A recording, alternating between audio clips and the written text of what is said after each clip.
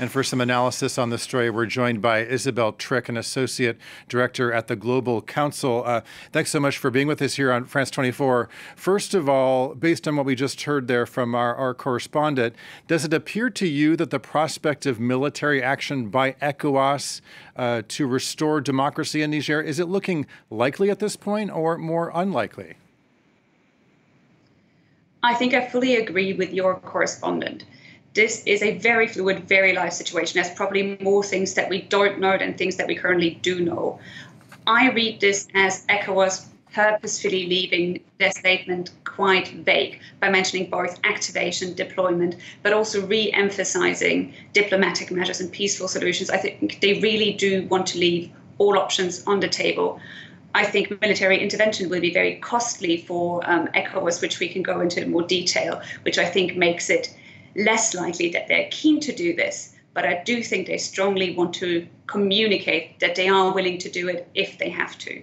Yeah, let's talk about the stakes here, because if ECOWAS allows this coup to stand, will that embolden other attacks on democracy in the region? Yeah, I think going into this meeting, the stakes were very, very high for ECOWAS. If they don't intervene militarily, if they let this slide, there's definitely a fear that it could either encourage other countries that have already had coups or potentially encourage generals that are dissatisfied in some of their own countries to feel willing to go down a path like that. On the other hand, if they do decide to intervene militarily, the stakes are just as high. I think there is a proper, real risk for a very drawn-out conflict. Niger is about 100 times bigger than the Gambia, which is the last country in which ECOWAS intervened militarily to restore order. And it has a Western-trained army. And there's also a real risk of spillover into a regional war. We have other countries where coups have recently occurred, like Burkina Faso and Mali, which have already said that they will stand with the new junta in Niger. And that is a real conflict, a real potential for regional conflict that I don't think anyone is taking lightly. And of course, finally, if there is military action, there's also the risk that this ECOWAS intervention could risk pushing Niger closer to Russia, closer to the Wagner Group, which is something that especially the US and France have warned about, and that I think equally is nothing that anyone is going to take lightly. You mentioned Russia. We know that Russia has a strong presence in Africa, so if Niger does not return to democratic rule, what will that mean for Moscow's influence on the continent? So I don't think we currently have any indication that Wagner Group or Russia was particularly involved in the coup in Niger, even though we've had President Bazoum complain about disinformation started by Russian forces, Russian agents before the coup.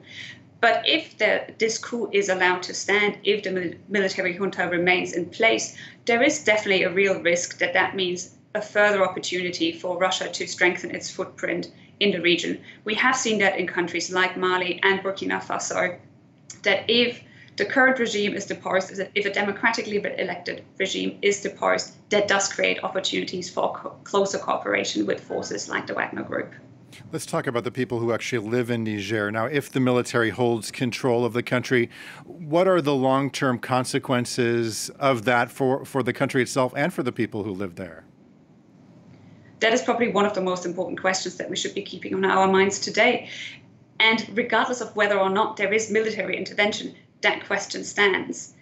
Currently, it's unclear how much popular support there is for the coup. There were big demonstrations in favor, but there were also some against. If the military junta remains, there is a real risk that we're not going to see a fast, smooth, or credible transition back to a credible democratic rule. That is bad for democratic prospects in Niger, simply put. But also, if the junta remains, we're going to see a prolonged period of sanctions. And the sanctions have already started to be painful for people in Niger. It's already a relatively poor country where many people live below the poverty lines. And if it remains cut off from important trading partners like Benin and like Nigeria, that's only going to get more difficult for people living there. Now, in the meantime, France and the U.S. both have troops in Niger. How do you see the roles of those two countries playing out in this conflict? Will they withdraw their troops?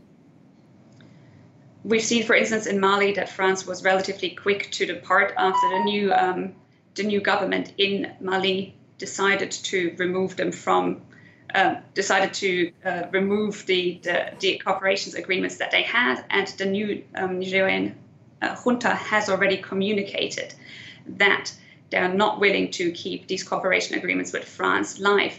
There have been accusations by the junta that France has released freed terrorists, has breached an agreed, has breached the airspace of Niger. I don't think that's true. I think France will be very careful to behave very cautiously and not intervene much at all, because that would only further anti-French sentiment, which is already rife in many countries in the region.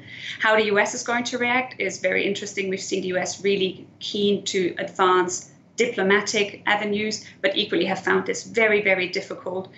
If the junta remains in power, I can't see either country maintaining strong military presences in the country. Okay, Isabelle Trick, Associate Director of the Global Council. Thank you so much for sharing your expertise with us here on France 24.